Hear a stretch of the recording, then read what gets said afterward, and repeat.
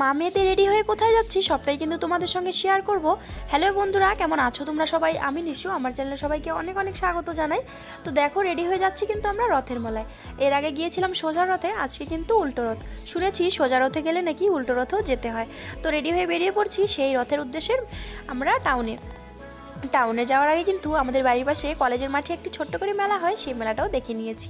আর সোজা চলে যাবো টাউনে। আজকে টাউনে যাওয়ার একটাই কারণ যে এর আগে ওখান থেকে মাটির খেলনাগুলো আমার আনা হয়নি আমার মেয়ের জন্য, আর ওই খেলনা নেওয়ার জন্য আজকে আমার টাউনে যাওয়া।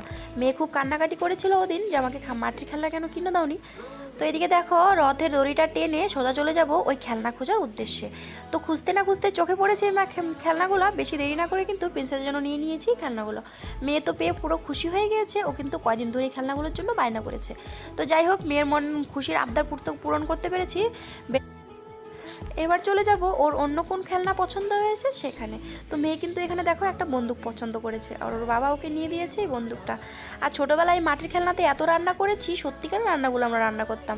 তো যাই হোক, ওর খেলনা দেখে কিন্তু নিজের কথা মনে পড়েছে। তারপর এখান থেকে সোজা বেরিয়ে যাবো আমরা বাড়িতে যাওয়ার উদ্দেশ্যে আজকে কিন্তু। আর হ্যাঁ, তোমরা যদি বলো যে আমি কিছু নেই, আমার মেলাতে সেই সাজানো গোছানো দোকানগুলো দেখতেই বেশ ভালো লাগে, কেনার মতো শখ আর এখন নেই।